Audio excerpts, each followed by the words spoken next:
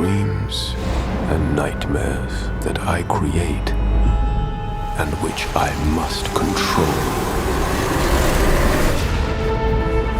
He's out there looking for me, isn't he? Can you imagine the damage he could do? But today is going to be different. Something big is happening, Terry. What? After today... Hey! Psycho! Nothing will ever be the same. You really don't care what people think, do you? No. What if I start by sitting next to you? Probably not a good idea. I'll take my chances. He's back. He's coming for me. Let's start now. No! Jessica, I'm the only one who matches you. But we're inevitable. Oh my God. God didn't do this.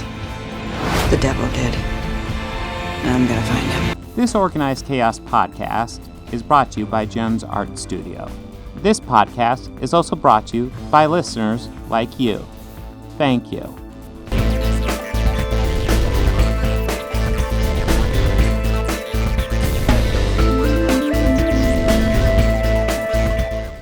Hello and welcome to another Organized Chaos podcast. Once again, you have chosen the very best episode of any podcast ever. We are outdoing ourselves again this week. How do we keep on outdoing ourselves? I don't know. Oh, we wake up and choose excellence. Yes, that's what we do. There's this little switch, and you either choose excellence or failure, and every time we hit the excellence, we nail it. Occasionally there's the mediocre option, but that's few and far between. Yeah. Adequate's on there too, but you know. Adequate as well. Sometimes you're just feeling a little bit adequate, but you know, we always hit that excellence lever. Join me as always is Bobby Quarters. How you doing, Bobby? Oh, pretty good. Had a fun week with the selection. Yeah. I will say, doing this podcast really makes me not like how Netflix releases stuff. Just this all at once crap is like, Jesus Christ. Yeah. I even remember back in the day when I wasn't doing a podcast, it would just be like, I have to watch it as soon as possible. And it's like, oh, good, 13 episodes all at once. I didn't want to sleep before work anyway, so that works perfectly into my schedule. yeah, it's fine. Yeah. You also fall into that kind of hole of one more couldn't hurt. Yeah. Well, this is really good. I can't leave now. I can't walk away from it now. Mm-hmm. Yeah, and it's all on there. Yep. I think Disney has it best with the series. Yeah, Disney. Sometimes Premiere will have a couple episodes, but yeah, it's usually a weekly thing. Amazon seems confused. They started doing the all at once thing. Now they seem to be doing a weekly thing. Yeah. But to be honest, I have no idea what they're doing series to series.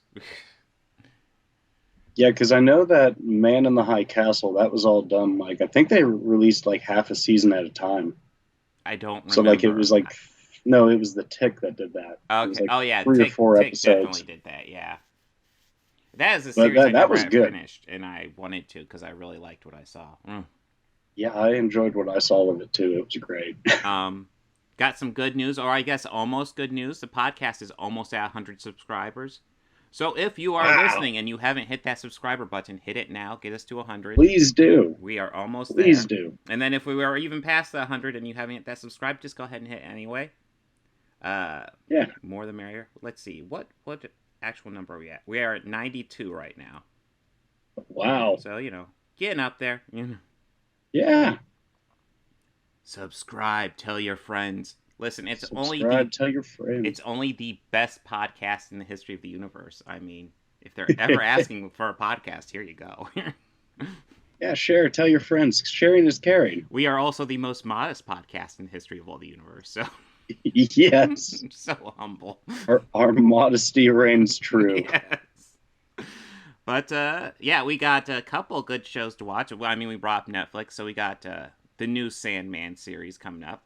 Which I actually have thoughts about, because I kind of didn't have a whole lot of thoughts going into it, other than, last week it was released, and I was like, oh, I guess we should cover that. Lots of people are talking about it. Okay. The only thought I had going into it was a few moments into the first episode when a character happened to walk on screen, and I was like, oh, God, I have to put up with this one. Oh, we will get into that one. We got Chumscrubber, a 2005 movie. A bit to say about that one. Interesting pick from Bobby, but yeah. I think I enjoyed it. We'll get to it, though. I mean, would you say that this would be one to submit to Appreciating Great Trash? Would you say it falls under that category? I don't know. I think it might be too good for that. Yeah. It has lots of genuinely great moments in this movie. I will say that. Oh. And some beautiful cinematography, too. Yeah. Like, just some stunning stuff. Mm-hmm. And then we got 4 more episodes of Jessica Jones to get into. Yeah. But before we dive in, we will get into the news, and we will start with the more tragic news. Yeah. I believe it was August 5th. Actually, I have the news stories right here. But August 5th, Anne Heche was in a car accident, and I believe she was declared brain dead a couple days ago. And as of recording this, but probably not as of the release of this, she is still on life support, just waiting for to see if she can donate her organs to anybody. But she is double checking. Yeah, I believe I saw that they're going to take her off on Tuesday. I had heard that they already had. That's why I'm checking. Oh, okay. But yeah, I know she was on drugs when it happened. Yes. Still tragic. Yes, as of the 12th of August. Mm-hmm. She had passed on the 12th of August. Yeah, no, she was declared legally dead on the 12th of August. But okay. I had read that, but they are also still technically keeping her on life support, just to see if they can donate her organs to anybody. Okay. So legally, she is dead. Yeah. She was 53, way too young. And the people whose house she damaged came out with a message. They did a GoFundMe for the damages, and they got paid ample, and they did their condolences to Anne Heche.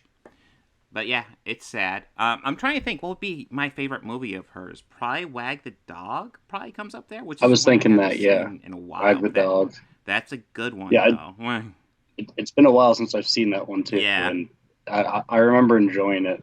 Maybe we will have to bring it up come election season this year. There's a few, actually, I would like to have during election season. Okay. That are themed. We can definitely discuss that, because I was kind of thinking maybe doing something like that. But, yeah, it looks like she's been active up until her death, which would make sense. I mean, she's only 53, so Jesus, way too young. Yeah. Anything you want to add to Anne Heche before we move on to lighter No, stuff? I mean, it was another movie I enjoyed her in was 40 Days and 40 Nights with Harrison Ford. Okay. It's been a long time since I've seen that one. Yeah. But yeah. I saw that one at a drive-in. Wow. When it came out. Mm-hmm. Yeah. It was cool, but I mean, I like Harrison Ford. Yeah, I just remember renting it almost certainly VHS when that came out. Oh, yeah. But yeah, that was a fairly big movie when that came out. So yeah, it is a shame. I remember hearing about the crash. I guess the next morning on my way into work. Mm-hmm. It was just I remember thinking like, oh God, that's horrible. Mm-hmm. That's horrible. I hope she pulls through. Yeah. But then more came out about it, and it's a shame. First, it was just she's in critical condition. I think the next thing I heard after that was she's brain dead. Yeah.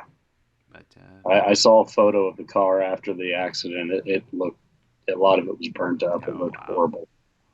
Yeah. Well, moving into a bit lighter news, apparently the South Park guys have done a Matt and Trey have done a deep fake Donald Trump movie, which is not gonna get released, last I heard. But God, I kind of want to see it after just hearing that exists. Well, yeah, I was doing some more reading about this. You sent me this article, and I did a little bit more research on it. I know that in 2020 they started doing this like kind of YouTube series where it was one that starred a Donald Trump impersonator. Mm-hmm. And it was like kind of like a sappy news. Yeah. So, but they were going through and like messing around with these deep fakes. And like they had one that was of Trump, of him just saying this ridiculous stuff, but they would also do like interviews. Like they did one with Jared Kushner where it was him, but they just put Jared's head on the body of like maybe a 10-year-old. And yeah, I mean, making it obvious, but the joke with it was that right before COVID, you know, the big thing that, you know, the Fox News people and everyone were spreading was, you know, the fakes. Deep fakes are a serious threat. They could spread misinformation and this whole thing. And then COVID came up, and I know that they were like 2 days or like a couple of days away from starting production. And then the lockdowns happened. Yeah. So everything was put on hold, and the only thing that they worked on was the specials and the new season of South Park. So I know, and from what the interview I read from Trey about it was, that it's pretty much in the wings, always ready to go. They just need to be able to have the time. But I know that recently they were a little busy because they had celebrated their 25th anniversary with a special concert in Red Rocks, Colorado. Yeah, this is something I hadn't even heard of until before the podcast when Bobby told me, and I'm like, oh, that sounds like fun. Yeah, actually, I kind of regret that I was in Colorado on vacation when I found out about it. Yeah. Yeah, it sounds like fun. Apparently, Primus doing lots of DVDA and even some Rush, which awesome. Yeah, them and Ween were both like the primary bands, and it's kind of funny. They had they aired the special on Comedy Central on this past Saturday night, and it's also available to stream on Paramount Plus as well as SouthParkStudios.com. So if you kind of know Primus just from them, or you're a fan of Primus and you know they suck, go see. You could watch the show, and if you've never heard of Ween or are a fan of Ween, you can check it out. It's kind of cool to watch the members kind of cheese out against each other. And there's a special moment with Rush.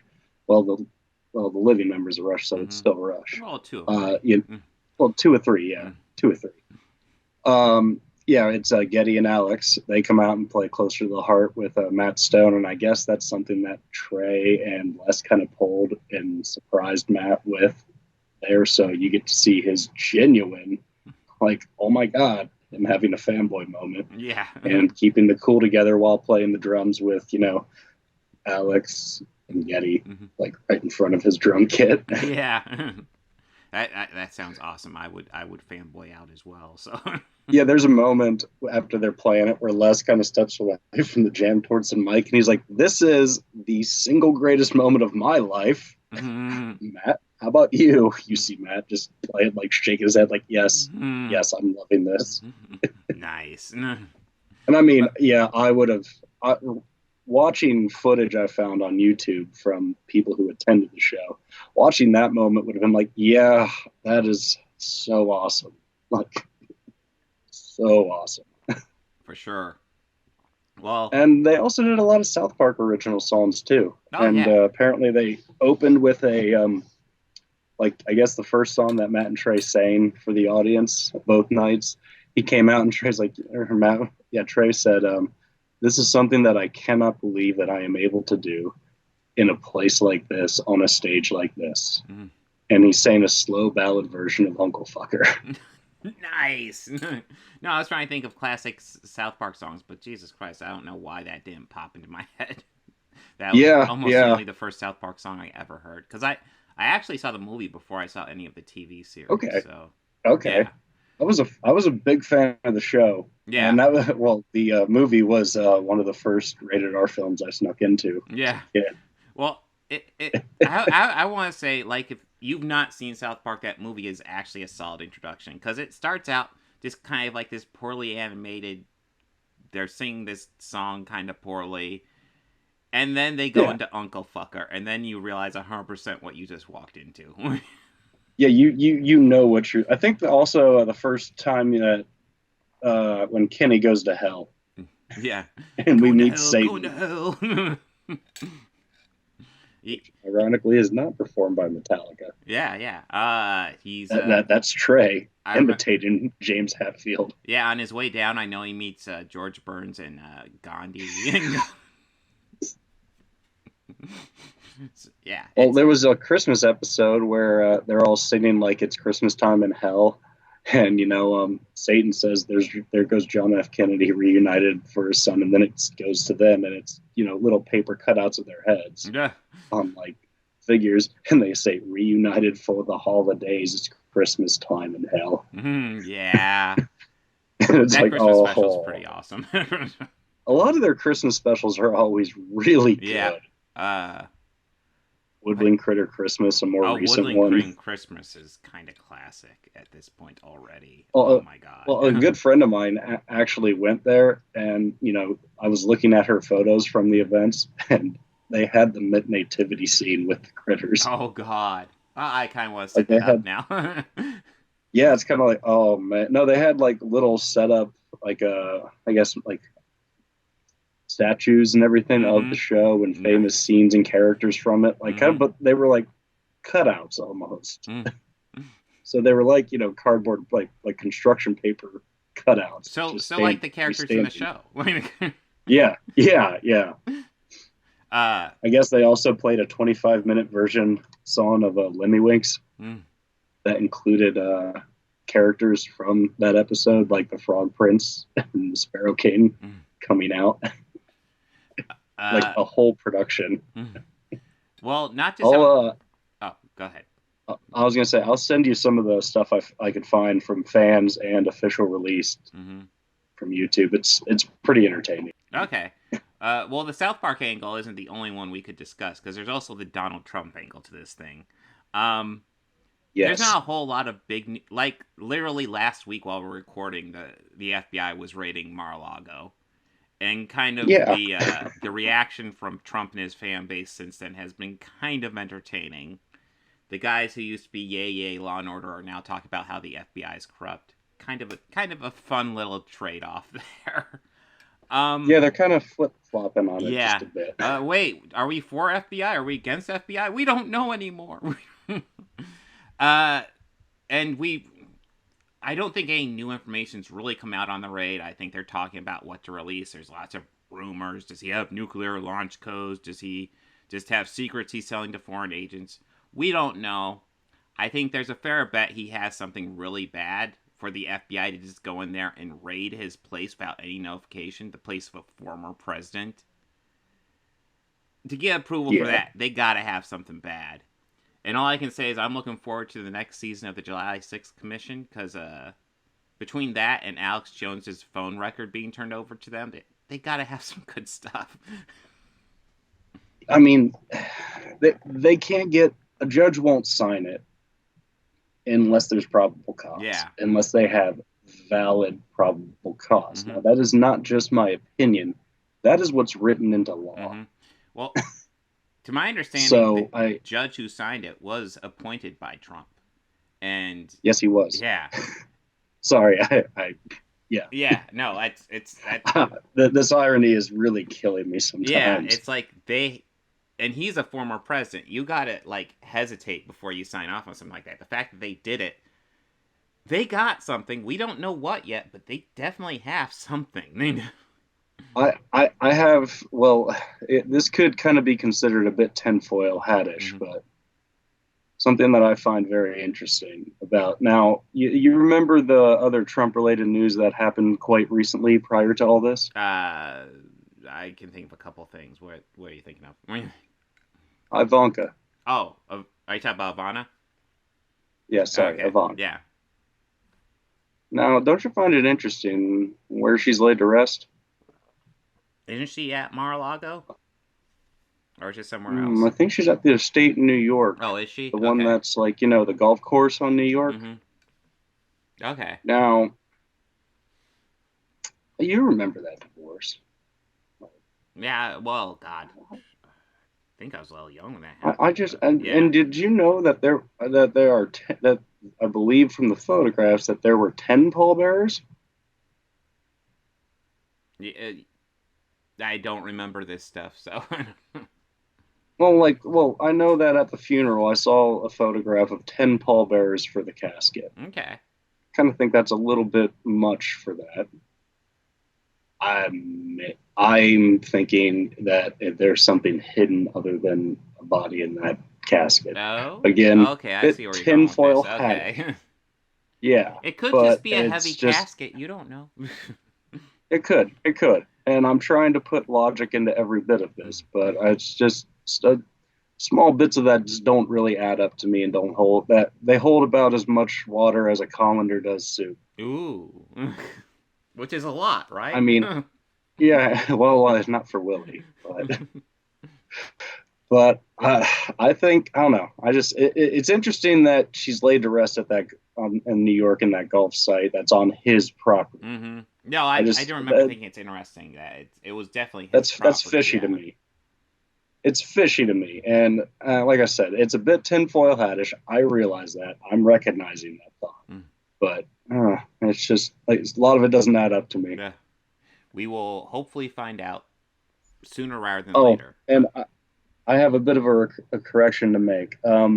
The deep fake show that they started was actually called Sassy Justice with a Fred Sassy, and Fred Sassy is the Donald Trump impersonator. Okay. Who is on there. And there's some like hilarious stuff that's on there. They also have a dialysis like a warehouse company that does advertisements that is pretty much Mark Zuckerberg. Oh, of course. But it's like Matt Stone doing the voice of it, and they're obviously deep fakes. Yeah. They're just kind of they were mocking the fear that people had over it, because from what they knew and looked at it, because I believe they started a deep fake company. Well, I will say this. When it comes to deep fakes and Mark Zuckerberg, he looks like a deep fake when he's not. So I don't know like how you could distinguish between the two. There is something very artificial about that man, though. The voice is what gave it away for me in this one, because I heard it and was like, oh, that's Matt Stone. That's not Mark Zuckerberg. But I know that man's voice. He's doing Gerald Broblovsky now. Let's see. Are we ready to head into Sandman? Mm-hmm. Okay. The Sandman. Neil Gaiman's The Sandman. Yeah, this was interesting. Yeah, I did not know what to expect when I suggested it. But I was like, it's popular. It's up our alley. Let's add it to the podcast. It was different. Yeah. Well, I knew it was based on a comic book, and I never read the comic book. It's always been one that I've wanted to read. And now I'm kind of wishing I'd asked George to come on, because George, I know, is a huge fan of the comic book. But here we are. All this requires thinking ahead. I am a fan of Neil Gaiman, even though I've only read one of his books, which is American Gods. I like his style, though. And his style is very prominent in this. Yes? No, I enjoyed like the narrative they were telling. Yeah. And earlier in the intro, I said that I was okay with this until one person showed up. And that's Jenna Coleman. I have not liked her since Doctor Who. Okay. Okay. She's tolerable in this. Yeah. Well, they do some switches around, and I assume not to connect it to other things. So I was looking it up because I was like, that name's familiar. Joanna Constantine. In the comic book, this is a DC comic book. And what we see in the DC comic book is two characters, John Constantine and his ancestor, Joanna Constantine. That's what I thought. And what they did was they just kind of mixed those characters into one. And I'm assuming they did that to not get too confused with the CW universe that has John Constantine in it fairly often. He doesn't have his own series anymore, but he has a recurring role in a lot of those shows. He had a movie. A movie?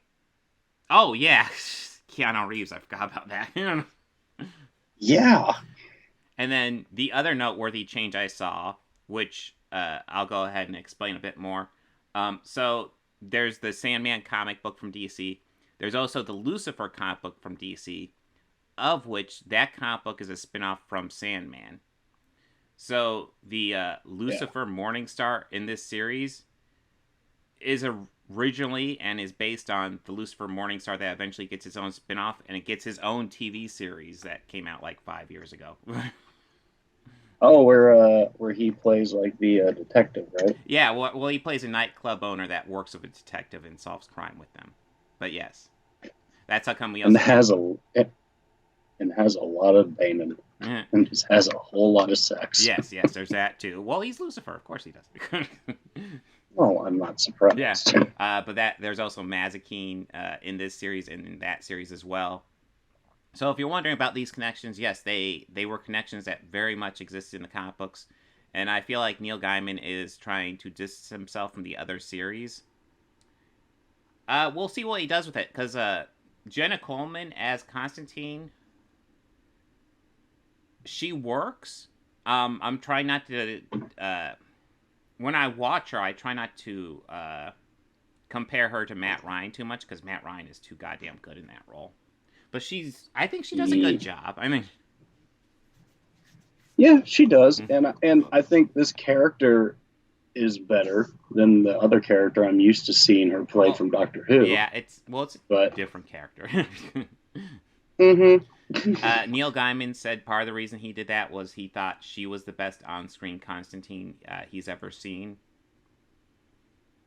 I mean, that's the thing. Lots of people are declaring this woke because of these basic changes he's done.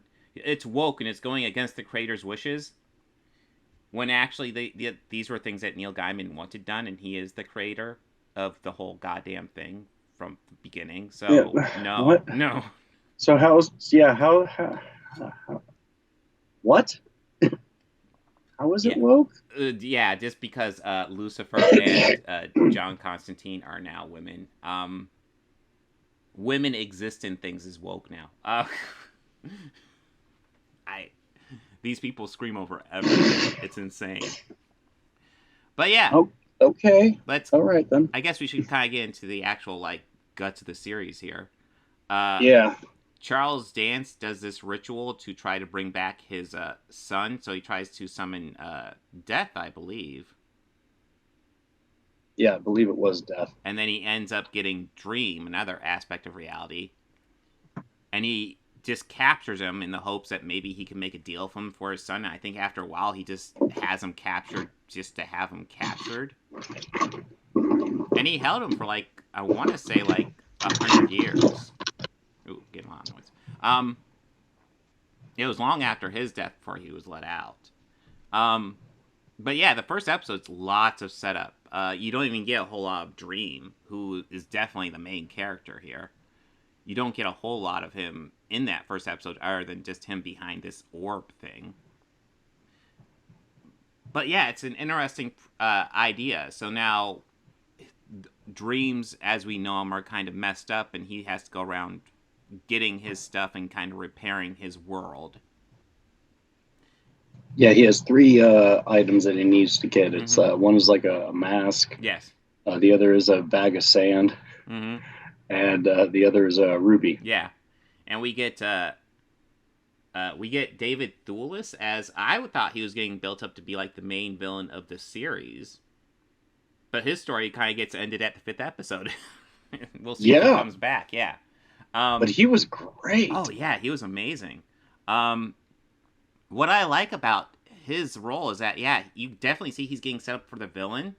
But he's not all sinister and mustache trolling villainy or anything like that. He's I'm going to get rid of lies and make the world a better place. And his last episode's really interesting, where we see the diner where he gets rid of all the lies and just how shit at first is okay, everybody's just hooking up, and then shit just collapses. Yeah, it just goes 0. Well, it goes 0 to 30, and then 30 to 120. Yeah. Oh my god, it's all over the place. But yeah,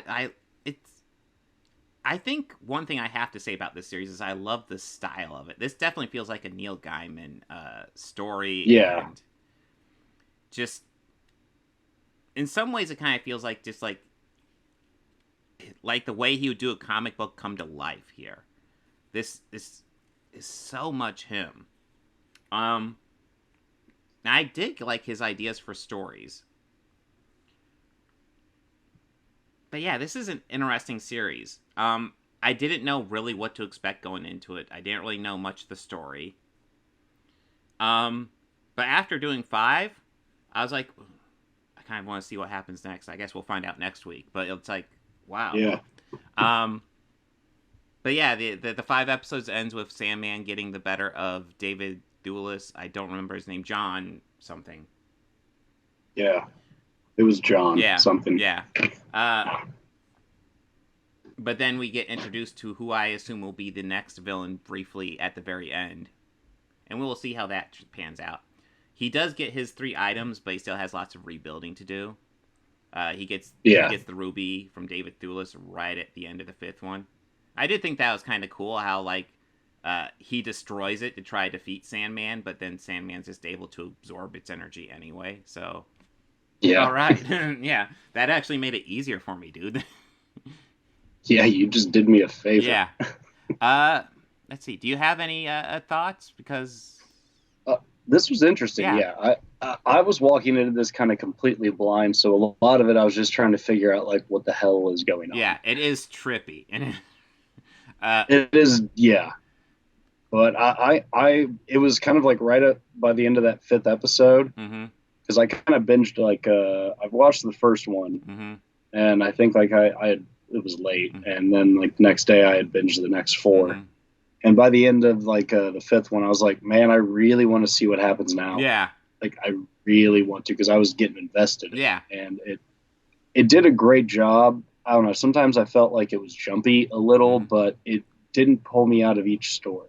I will say, I think the way you separated them off might have been a good way to separate them off, because the first one really feels like its own unique story.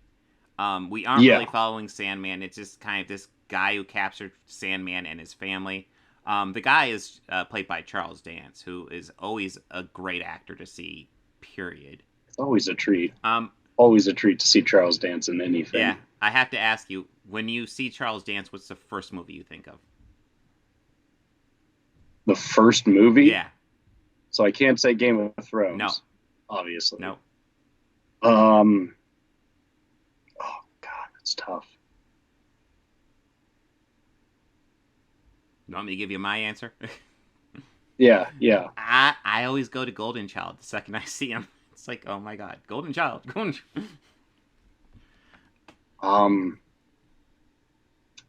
There's a comedy that he was in. Really? I can't. The name's escaping me. It was like, I don't know. There's a part of it where he's like cross-dressing and dancing on stairs. Oh my God! I don't think I've seen that. I can't think of any comedy he's ever been in. So that sounds kind of epic. He'd probably do a great job in it because he's a great actor. Well, yeah. I can't think of it, but that's it. Yeah. Trying to think. Well, the other big movie I can think of that he had a substantial role in would be Alien 3. Yeah. It's been a while since I've seen that one. It has been. But yeah. I saw it during lockdown, so yeah. Yeah. I don't know. I like him in Golden Child just because he's such an evil villain to Eddie Murphy's just wisecracker character, and it's Last such Action a great Hero. dichotomy. Oh, Action Hero. He... God, that's been a really long time since I've seen that. Last Action Hero. That's not the movie that I was thinking of, but that's a movie I think of when I see him. Yeah. Because it's usually like when I see him in things, I just go, oh, that's right. Mm-hmm. He did play a real evil bastard in that movie. Oh. God, he plays bastard so often. He's so good at it. I mean, you already brought up Game of Thrones. Jesus. I mean, yeah, Tywin Lannister was like a prick. Yeah. The only good thing about Tywin was that occasionally you could put Joffrey in his place. Yeah. There was a scene that was cut, I want to say, from the 3rd season, where Pycelle comes out to like the bay, Bright King's Landing, and Tywin's out there, fishing, and Pycelle's doing the feeble old man thing, and Tywin calls him out for faking it. And, Pycelle then just stands up straight and says why he does it. And it's like, oh, why was this cut? This is great. And 2 great actors just working off of each other. Yeah. And it wasn't until like later into the series that I realized that Pycelle, played an Imperial, the one who destroyed the base in Hoth. Oh, nice. That's him. Well, speaking of Charles Dance playing a bastard, the reason why he's trying to get death here is because he's trying to resurrect the son that he pretty much acknowledges. He has another son there that he ignores and treats like shit, and essentially is kind of like just a servant to him. So he's a bastard. I think he's typecast at this point, and he seems like he's fine with it. He's okay with it, yeah. Yeah. I think he's okay playing the bad guy. He enjoys it. Yeah, for sure. But yeah, this is a good show. I'm interested to see where it goes. Yeah. The first episode, I would say, like, the first episode's almost like its own standalone story that you need to get through to help explain stuff. And then the second episode's where you actually get to the meat and potatoes of this series, and you realize what this series is going to be all about. But yeah, it's good. I'm very interested to see what happens next. And I didn't know what to expect going into it, but it's worth checking out. Absolutely worth it. Have any additional thoughts, Bobby? No, I'm really excited to see where this one goes too. And as you said, there's a lot of really cool segments in this, like with their dream sequences and everything. They're very trippy and just very cool. And I love how they're telling the story, because they do definitely a lot of showing and not telling. Well, yeah. Well, they even say that's part of the story. How they call what we call the real world is what they call the waking world. And they talk about how we view the waking world as the only real world, and they're like, that's just weird. Yeah. It's all real to us. Yeah, when they started getting into that, like in the like third or fourth, that was like the second or third episode. But yeah, that I was like, oh, this is cool. Yeah. I dig this. I can get behind this. All right. Yeah. Are we ready for Chumscrubber? The Chumscrubber, yes. Yes. Oh, well, this was an interesting one. Yes. I had really no idea. Even watching that trailer, I wasn't 100% sure what I was getting into, other than that there's a lot of big names in this movie. There's a huge cast in this, yeah. Yeah. But, yeah, like I had told you when I was pitching it, like a lot is kind of a story about a lot of moving parts, most of which are kind of interconnected in a way. Oh, yeah. No, they're all interconnected to a degree. I will say some work better than others, but overall, there was enough that works in this movie that I would definitely recommend checking it out. Well, yeah, the story starts pretty much with the main character, Dean, who is on the cover. He's going over to see a friend and his buddy Troy, who, as we find out in an opening bit of like dialogue, that Troy sells drugs to all the kids in the school. And, he is the drug dealer. Makes them all happy. And there's a whole market that works that also slings drugs, too, and has their own thing. Some characters of which we'll be introduced to in the movie. And, well, Dean goes over and he finds that Troy had killed himself. Yeah. Killed himself I just remember watching the movie, he's going through the house, he's trying to get into Troy's room. The mom's like, hey, turn down the music. And you go in there, you see him turn off the music, then you see him stand up, and then you just see the body in the background. It's like, holy shit. Yeah. Well, I wasn't expecting that the first time I watched that. No. Yeah. that. And, yeah, it scared him, so he just quietly left, didn't say anything. And, later the mom found him. Yeah, you could see, like, in his face, like, part of him was like, do I say something? Do I walk away? Like, he didn't know how to process what was going on at all. Yeah. Yeah, and I think the actor who played Dean did a really great job of just conveying that. And, I mean, obviously, like, these kids who are playing teenagers are not teenagers. Well, yeah. But they're, like, 19 to 24. Yeah, but still, they did a great job. Like, he did a great job of just, like I felt for the kid the first time I watched it. I was like, wow, I can't relate, but I can't imagine what it is what you're processing right now. Well, it's good to bring up his performance because he was really good, and it's Jamie Bell, who is probably best known for playing the Thing in what might be the worst version of Fantastic Four, which is actually saying something, because they've all been pretty bad. But I don't think I've really seen him in much since then, and it's unfortunate because he's good. Well, ironically, I did see that. I did actually watch that one. Mm-hmm.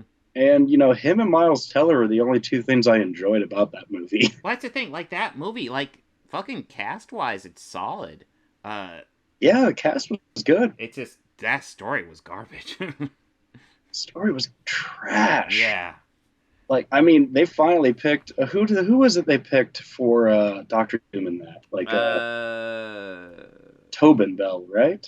No, it wasn't Tobin Bell. Or it was... No. God, I cannot think of his name. I only know him as Johnny Quid from Rock and Rolla. Well, he also played Caesar in the Planet of the Apes movies. Yeah? Andy Serkis? No. Was Andy Serkis? No, I'm sorry. Andy Serkis was Caesar. Yeah, Andy Serkis was Caesar. It's the guy who plays the villain in the Planet of the Apes movies. What's the main? Yeah, he was a villain in one of. Oh God, I'm brain farting so hard. I know who you're talking about. I believe his name is Toby Kebbell. Now Koa. I'm thinking of it. Yeah, Koa. That sounds right. Yeah. Yeah, Toby Kebbell. Here we go. Planet of the Apes. Yeah, Toby Kebbell. Yeah. Koba. He was great as Dr. Doom. I bought it from the second he was in. It's like, oh, awesome. Mm-hmm. Yes. Yeah. But they didn't do crap with him, though. It's like he goes to another dimension, and then for some reason he comes back with a green cape, and okay. Yeah, he has his armor. Okay. And he's blowing up people's heads, and it's like, that's crazy. What? Sure, guys. But this movie also, so that's the main thread that moves part of this plot along. Yeah. Yeah, there's a lot of tiny little threads of subplot that also go on. We meet Dean's parents. His mom is into this vitamin supplement chain thing, so it's taking over her life, kind of, but not in a bad obsessive way or anything. It's just her focus. Yeah. His dad is a psychologist, child psychologist, who made his fortune off of writing a book about his son. Mm-hmm. That'll give you. And it's William Fichtner, and man, this is one of the many times he's played just such a fucking bastard. Oh yeah, no, this carelessly cruel type character is something he's really good at. Just you don't get the sense he's doing it out of malice. You just kind of get the sense he's self-involved and doesn't give a shit. He literally he's talking. Well, the scene where he's he's wanting to talk to his son, and they're talking, and then he pulls out a notebook and starts taking notes down. It's like, dude, it's your kid. And even after the son is calling him out on it, he is still just taking notes. He does not care what his son is saying. He's just taking his notes, and then at the end, he's like, "Oh, here's some drugs," and that's it. Yeah, it's like, wow. And it's pretty much the same drugs that he's been taking recreationally, so... Yeah. Easy access, I guess. Yeah. So, Dean goes to school the next day, and he gets tormented by some kids who also bought drugs off of Troy. Yeah. And they want him to go in and steal the drugs and give to him. Mm-hmm. And he tells them pretty much to go fuck themselves, as he rightfully should. Yeah. Then they get the idea to kidnap his brother, only they kidnap another kid. Yeah. This kid belonging to a lady that lives across the street from Dean. Yeah. Who is, it's the son of the woman, and then her divorced husband, who is a cop, or the sheriff? The sheriff, high-ranking cop, yeah. And then she is she is also about ready to marry the mayor. So there's some connections going on here. And yeah, there's a lot of threads that are starting to be put together really quickly, but it's going to be a longer time before all these threads make a web. Yeah. They do come together, though. Yeah. But yes. It's interesting. It's a very interesting story and how it all plays out. Yeah. The kids who kidnapped the kid, the lead kid is it Justin Chatwin? Goku. Yeah, it's Goku in Dragon Ball Evolution. The single best version of Dragon Ball ever created. Without a doubt. I don't know if anybody would argue against that one. Now, what's funny is I saw this movie, okay, long before I ever watched Shameless. Mm-hmm.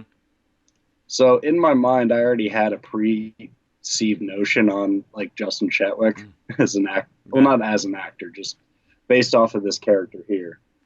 So like the first time I watched Shameless and he showed up, like, fuck him. Yeah. Fuck him. No. Fuck him. He is a don't care what happens in this movie. But I do enjoy him as an actor, and I rewatching it after watching Shameless and watching some more of his work.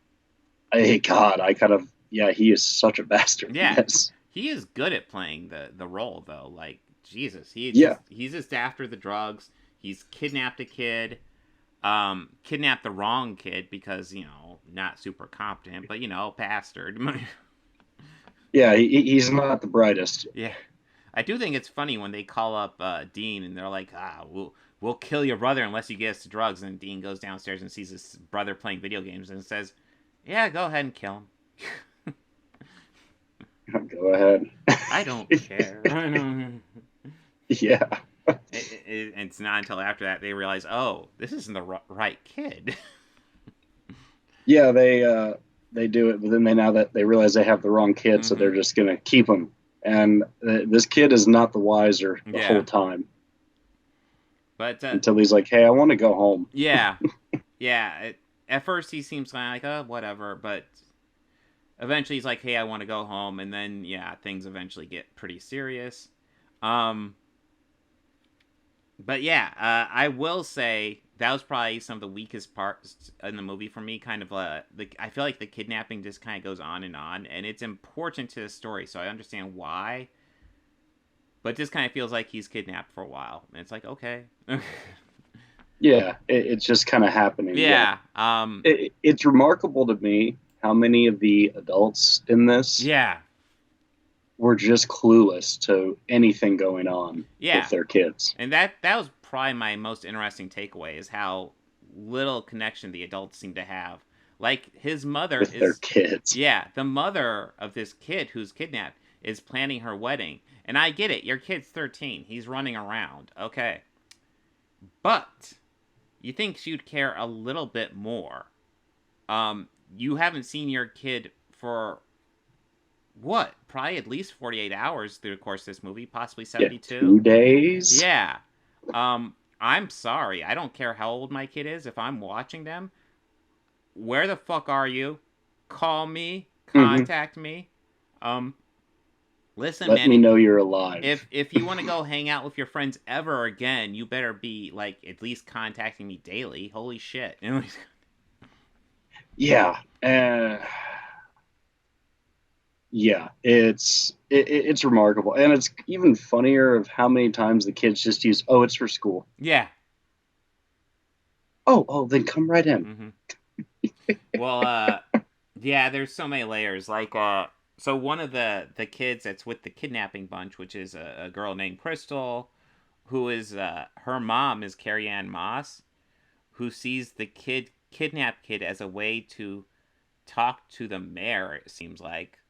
Because the kid is the son of the person the mayor is marrying. There's layers. There are a lot of layers to this. Yeah. So, do we want to talk about the dolphins? Yeah. Yes. Yeah. So, Ralph Fiennes. He plays the mayor. He pronounces it Ray, but it's spelled Ralph, so Ray? it's really confusing. Yeah, I know.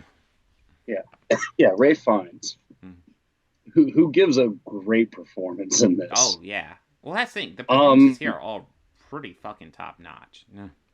Yeah, I kind of feel like he's definitely on the break of I don't want to say existential, but like he's definitely having a breakthrough throughout this movie. Yeah, while actually reading Dean's dad's book. Yeah. It starts when they're showing a house, which is actually, is it? Isn't it the house where the girl lives? I think like when they were showing. Yes, it is. Yeah. And so they were showing the house while it was still being built.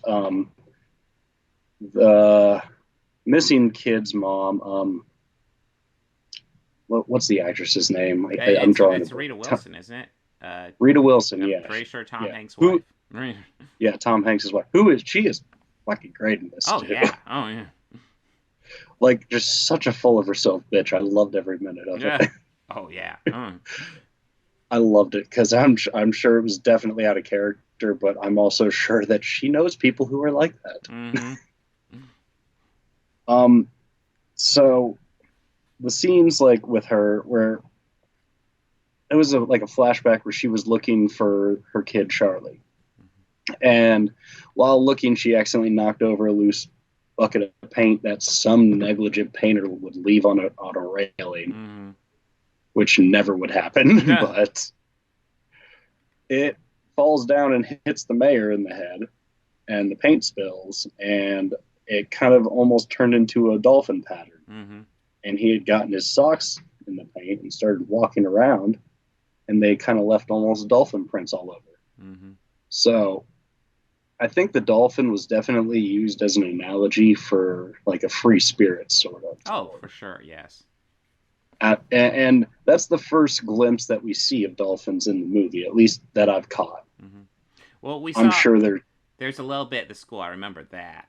I remember him looking. There were some. Yeah, he looked at the side of the school, and you could tell it had meaning, but we didn't know yet. We didn't. Yeah, we couldn't see it then. But yeah, and we also pan out to see that the paint spilled into the shape, ironically, of a giant dolphin. Remember that panning upward shot into a shape of a dolphin, because we'll get back to that.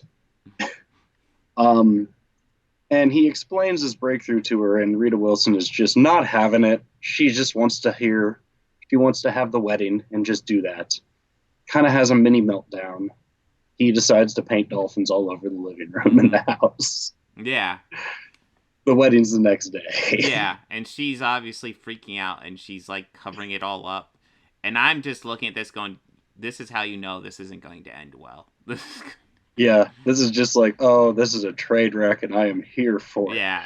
Meanwhile, across the street, Glenn Close, who played the mother of Troy, the boy who killed himself, is having a memorial for her son. Yeah, how? But there's a few parts there's a few little tidbits that we missed that we're going to get to now, though, prior that are also in the works with this. So while both of those events in the same cul-de-sac are going to be happening, Dean ended up stealing the drugs, deciding to not give them and supplement and trade out his mom's vitamins and try and sell those to the kids just to save the kid and get him back. Yeah. They ended up getting into a fight. Dean gets arrested. That is when Dean puts it together that the kid who's with them is the chief of police's kid. Yeah. And it's like, that's who they have. So while they're being interviewed, Dean was being interviewed with his dad, and the cops asking him questions. His dad and the chief go out to talk. Dean grabs the phone, looks right at the camera, and just points at his son. And just like, you're an idiot. Yeah. And I have to say this, the chief is probably the only adult in this who ever listened to the kids. I think that. Maybe Carrie Ann Moss too, but... Well, they were both into their own thing. Carrie Ann Moss definitely had a thing for the mayor, and that was definitely her driving force. And then you had the same thing with the chief of police, who's definitely still pining after his ex. Yeah. But the fact that they're probably a bit more positive than average kind of tells you what you're seeing in this movie with a lot of the adults. Yeah. And also Billy's dad seemed okay. He seemed legit. Yeah. There is actually a really beautiful moment, probably the best scene in the movie. It's a moment between Dean and Troy's mom at the end. Yeah. Where like they actually talk about Troy and they open up, and that is such a poignant scene. Yeah, it's kind of great because you see the lead, what's his name again? Jamie Is Bell. it Jamie Yeah. Bell? Yeah. You see him, and he's like acting like, doing the craft in the same scene as Glenn Close. Yeah. And neither is upstaging either, and they are just on that same level. And I just think it's like, I remember watching it thinking more like, man, I bet Jamie Bell was nervous as hell to do this scene. Yeah, you have to. You have to be open and vulnerable, but around like a legend. Yeah. And he does it. He holds his own. He delivers. Yeah, he delivers so well in this. There's another scene that happened prior to both of the events, and it's one that I had told you about. And to me, it's a scene that is obviously set as a representation of, Dean's internal struggle that he's going through and what's weighing on his head the most at that moment. And it's, Troy's mother, where it shows him just in bed and you hear her digging at the garden in the middle of the night, like in her nightgown. But you see him laying in bed and just the light, there's a little light just on his bed and it slowly pans out to her digging, like right next to his bed, but it's in his bedroom. And beautiful. Oh, chef's kiss. Yeah. Oh, I loved that so much. I also like how it shows these two are not sleeping, and these are the only two characters who seem to be fully registering that a kid has died. Everybody's just in their own world, and these are the only two that are registering that this actually fucking happened. Like a kid died. Yeah. Like, well, the bully kid, he said his name earlier, Chris Herwick or Goku. Oh yeah, his character Chatwin. Billy. Justin Chat, thank you. Billy, like the thing he does to torment Dean right away is he yells, "Hey, psycho, your boyfriend, where is he?" And then he throws us like a medical skeleton down, hanging from a noose. Yeah, just show you how fucked up that kid is. And his little crony, Les.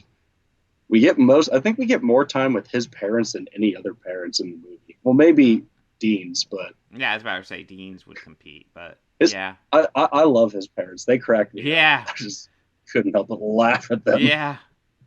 Well, they are probably the most square out of all of the parents. Well, the mom looked familiar, but I couldn't place her name. The actress. The dad is Jason Isaacs, who's Jason Isaacs. Great. Yeah. No. He kind of was great playing the uptight square. I thought it was kind of funny how they're just all uptight, and then like at the memorial service, he's getting frisky. It's like, okay, what the fuck? you know why they were getting frisky? I don't remember why. Well, remember how I said that Dean had swapped the drugs out with his mom's veggies? Right. Yes. Well, his little shit brother, Rory Culkin, the little fucker, he crushed them all up into a powder and mixed it in with the casserole. That's right. So all the drugs that were getting the kids high got their parents high at his wake, which honestly, oh God, that's such in poor taste. But it I don't know. I think that painted a clear message. One thing I really thought that clearly defined the Rita Wilson character in this is how pissed she is that they're having a memorial service so close to her wedding day, and how inconsiderate they are to schedule that so close to that. And it's like, wow, how disconnected are you? Like you even heard Ray Fiennes' character's like, "Honey, it's your son." Yeah. Died. Yeah. He also registered that a kid died. Yeah, and we've already seen he's kind of going through this break where he's trying to figure out things, and he's registering. What? Her kid's dead. What the fuck are you talking about? Yeah, like it's her son. I think we could allow that just for today. Yeah. But of course, it's just come on. It's another sign that relationship definitely isn't going to work. Whatever they were when they first started dating, he is definitely changing, and she is not along for the ride. No, he is enlightening. Yes. And moment of enlightenment, and he realized it's when the paint can hit him in the head. Mm-hmm. Yeah. Doesn't want to do politics. He wants to paint and create. Mm-hmm. And he meets Carrie Ann Moss at the wedding, and they fall in love. Yeah. She was into him pretty much from the beginning, and yep. Okay. And I do think it's interesting. We never actually see like a firm breakup scene with him and Rita Wilson, but we know it's not working. No, okay. Well, the big climax comes when, like we had said, there's the wake on one side of the cul-de-sac and the wedding on the other. The kidnapping comes to a head where, Billy realizes, or Les realizes, that he's screwed. Mm-hmm. He's screwed. So they decide to try to kill this kid.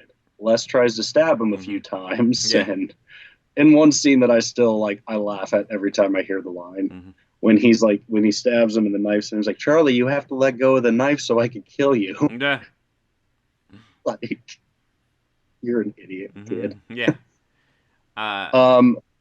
There's a little scuffle. I think what is it? It's the kid has the knife.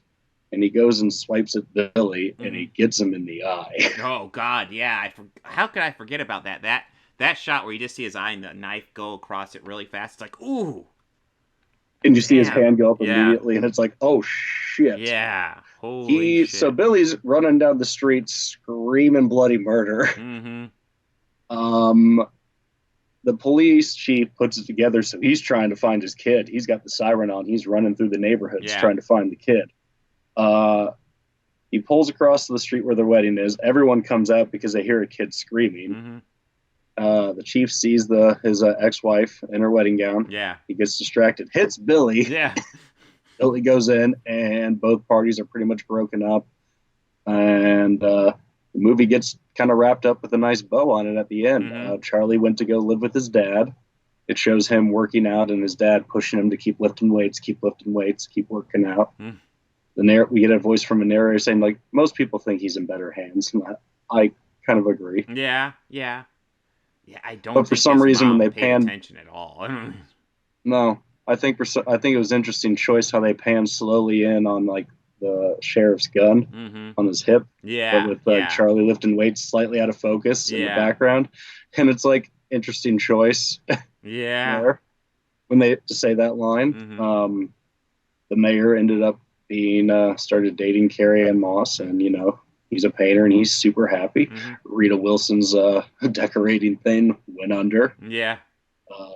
Dean's mom, her veggie thing exploded. Now she's super big and influential and loving life. His dad's book sales are dropping. Not good. He had one person turn out at his last signing. Yeah, that was and not Dean good. No.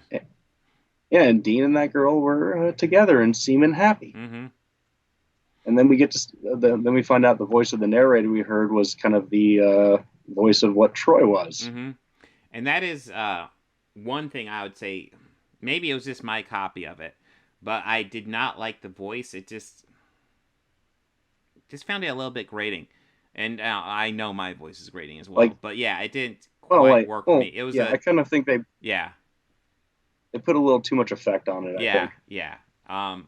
Because we haven't brought up what the actual Chumscrubber is in this movie. Yeah, which is kind of this. I think it was like an idea Troy had for a video game. It seemed like, where no, I think it was like an actual video game. Oh, was it an actual video game? I wasn't sure about. Yeah, that. it was an in-universe game. Yeah. Oh, okay. Like a comic book character, yeah. Okay, but yeah, it's like essentially the Chumscrubber is this zombie in a world of zombies after the apocalypse. Kind of a fun idea, but unfortunately, the narration that goes on over this part is a little grating, and yeah, I'm not sure. Like I think you brought it up. It's probably just overproduced. Yeah, because I like the actual ideas behind it. No, I do. And they ended the movie with a giant pan out, and the entire town is in the shape of a dolphin. Yeah. I thought that was also kind of like a nice little, that's a nice touch. Yeah. But yeah, this is, I discovered this when I worked at a video store in like, maybe like 08, 09. Okay. Or 07, 08. because I went to work with you in 08. God, yeah, was it that long ago? Holy shit. yeah, it was something I just saw on the shelves, and I was like, this seems interesting. Mm-hmm. Okay, yeah, I'll bite. And then started looking at the cast going, holy shit. Yeah. All right. I've heard of most of these people. I've heard of them. Mm-hmm. Actually, it was Ray Fiennes that sold me on it. Well, I think he might be the most prominent one in the trailer, though he's definitely not the most prominent one in the movie itself. Although, not at all. Yeah, Jamie Bell is not as famous a name, but he is definitely the lead in this. And it's mostly an ensemble, but he's definitely got more going on. Absolutely. Overall, I really like this. I thought this was a solid movie. Yeah. Damn good movie. Yes, very good. Yeah, I guess I don't have much more to add other than if you haven't seen it, go check it out. Yeah, it's available on Amazon. I've never even heard of it before you brought it up, and I'm glad I saw it. Yeah. All right. Are we ready for Jessica Jones now? Yeah, let's get into Jessica Jones. Yeah. So the next 4 episodes. Yeah, I just remembering back this series. I love this season. Yeah, this is good. Where do we start out with? Yeah. Episode 5 is our origin. Episode 6. Yeah, episode 6. 7, 8, 9. Yeah, so the episode 6 through 9. Yeah. We see a lot more of Kilgrave this period. Yeah. Oh my God. So, last week, that's right. We left off, and she was sending him the pictures because to get him to leave Malcolm alone, so Malcolm could get sober. And yeah, it's continuing from there. She still has to keep a regular schedule of sending him a new picture every day at like 10, something like that. And Kilgrave's just doing fucked up things. We see him, I think it might be the beginning of episode 6 where we see him at a poker game that he, of course, wins. He gets everybody to go all in and then fold because that's his thing. Yeah, he convinces them through bullshit. Yeah. Well, that brings up an interesting. Okay, I did not mute my microphone in time. An interesting idea that I came up with was: is it possible to have a power like his and not turn out a villain? The power to make anybody do something that you tell them to. Like, I can't imagine the discipline it would take to not become the villain. Yeah, it would be.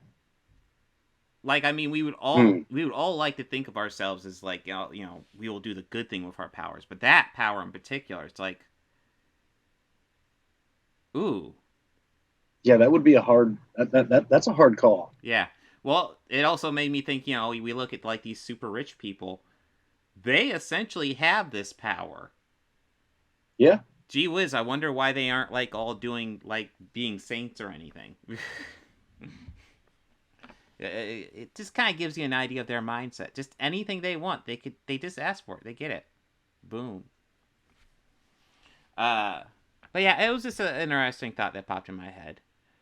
But yes, Kilgrave is gathering together money, and wants to legally buy a house. He wants to make sure to do it on the up and up. Of course, he doesn't get the money on the up and up, but he goes out of his way not to just tell the person to give him his house, and he buys it for like $1.2 million. And then we find out the house he's getting is Jessica's old childhood home. Because he is really obsessed. Yeah, he is. He has a thing. Yeah. Apparently. Yeah, and it's not until the end of these 4 that we finally get the full idea of why exactly he's so obsessed with Jessica. Though we get hints of it throughout. He does break into Jessica's place and has the courtesy to key in her bathroom. And when someone goes, "Hey, what are you doing in here?" He goes ahead and has that person slit their throat on Jessica's bed. Good times.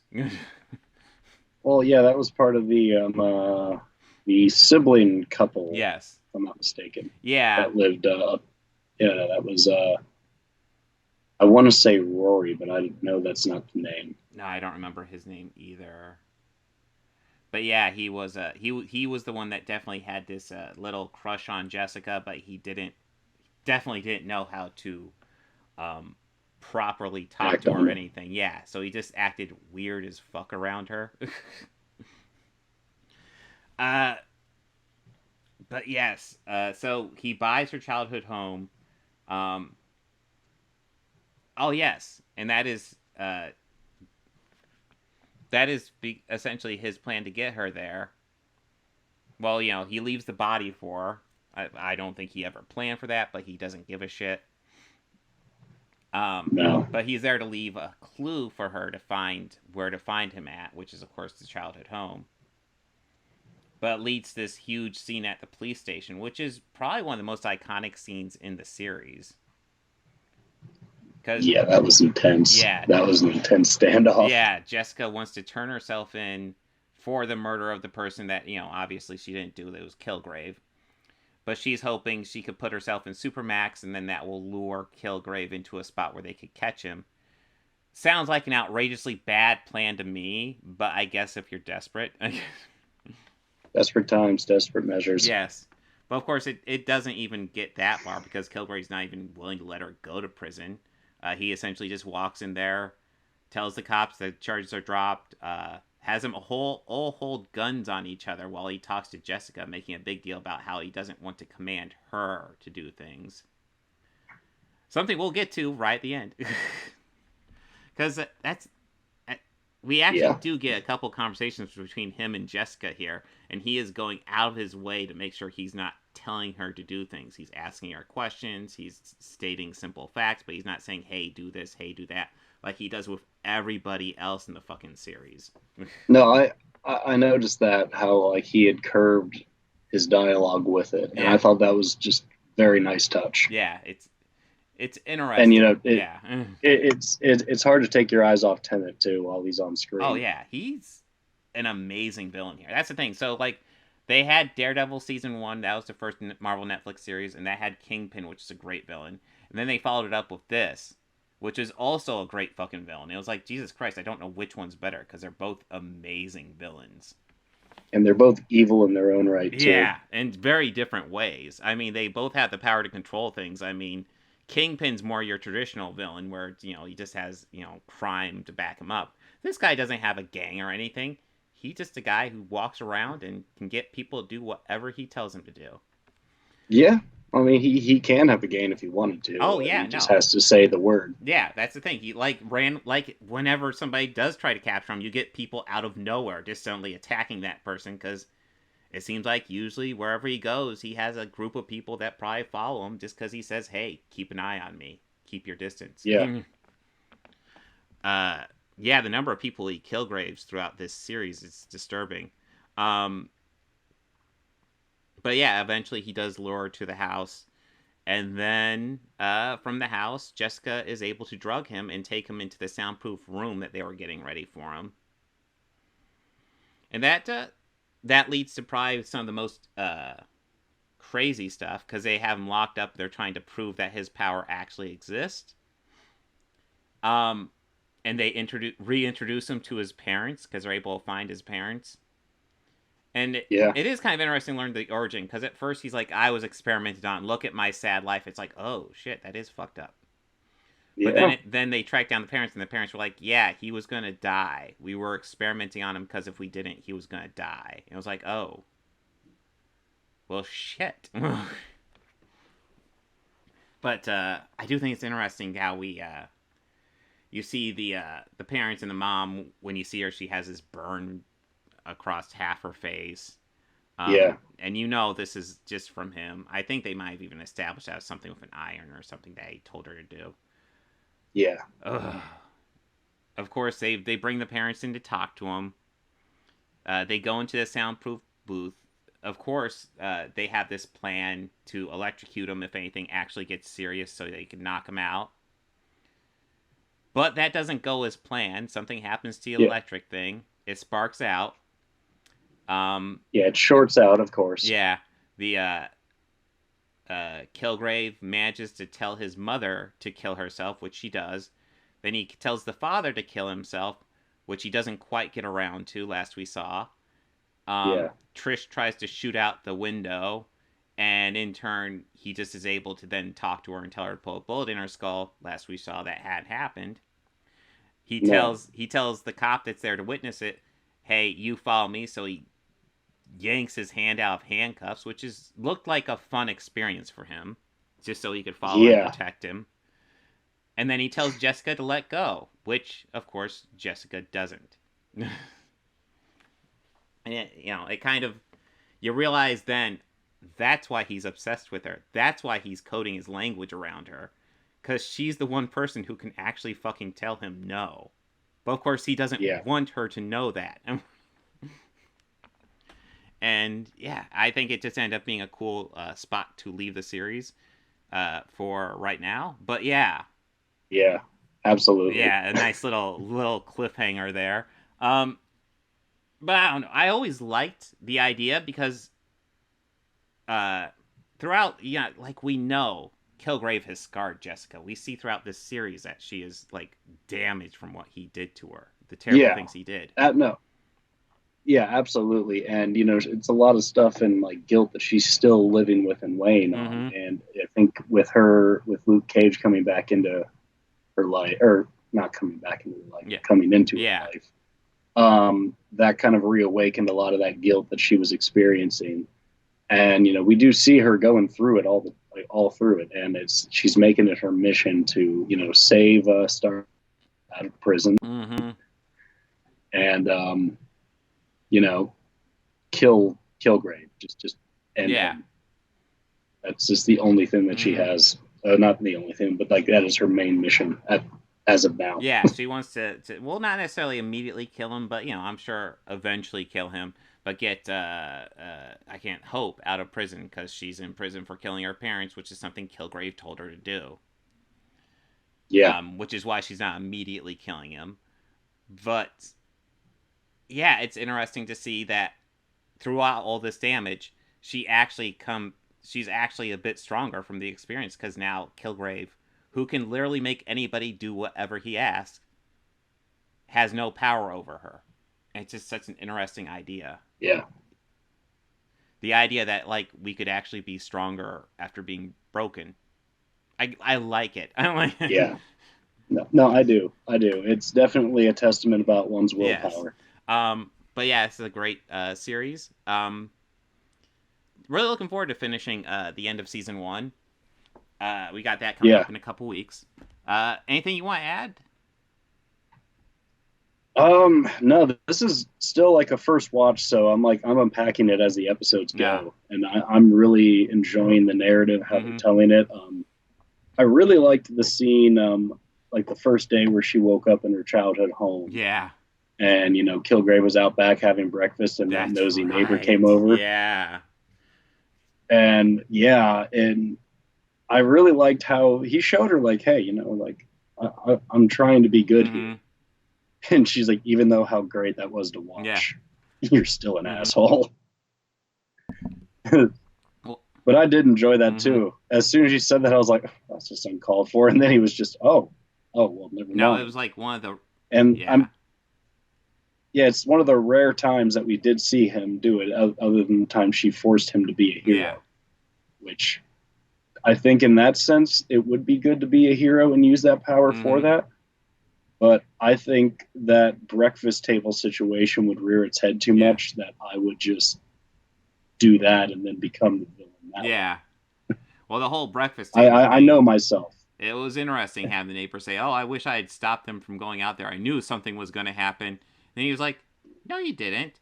Why would you say that? What's wrong with you? Why would you say that? Why would you say such a horrible thing? Because it makes me feel better, not myself. I think you should go. Yeah, no, it was one of his few moments where it's like, okay, that was kind of awesome. I hate saying that about you because you're just such a giant piece of shit. But yeah, awesome. Yeah, you've been such a bastard this whole time. But But then we come to find out that, he went back over there and manipulated her. Yeah. And gave her a bomb to give to Agent Simpson. Man. I guess we haven't really covered Simpson a whole lot. I don't even know if we brought him up last. No, I don't think we did. No, we said that he was with the other girl, the blonde. Mm-hmm. Yeah. One who he told to shoot in the head. Mm-hmm. But I think Jessica hired him, right? Simpson? No, I think he's doing this on his own. Yeah, they were assigned. kind of working together. Yeah. But that he's got his own issues. Like, he's much more interested in just killing Kilgrave and calling it a day. He doesn't give a shit about Hope. He honestly doesn't give a shit about Jessica. No. They really dislike each other, and he is kind of a bastard. He is. Yeah. I don't think he deserved to get blown up, though. No.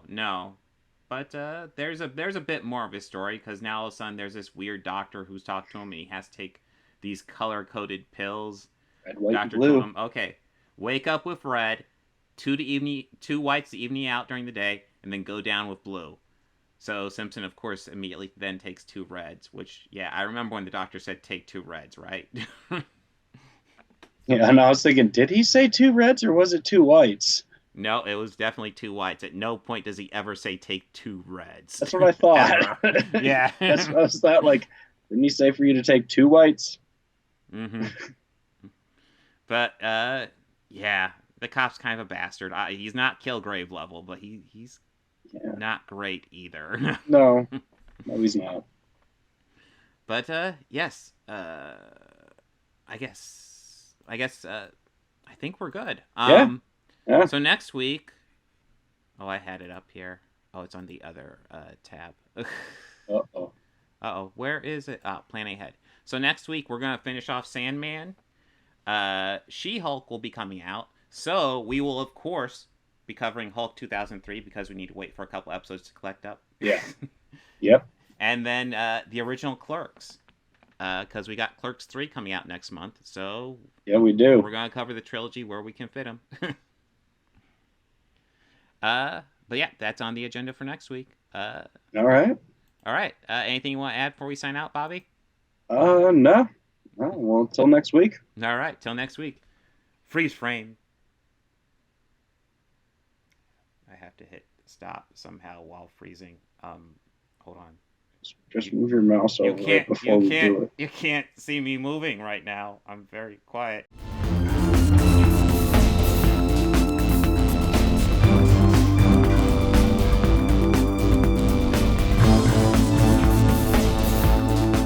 I want to go ahead and add some audio credits at the end here.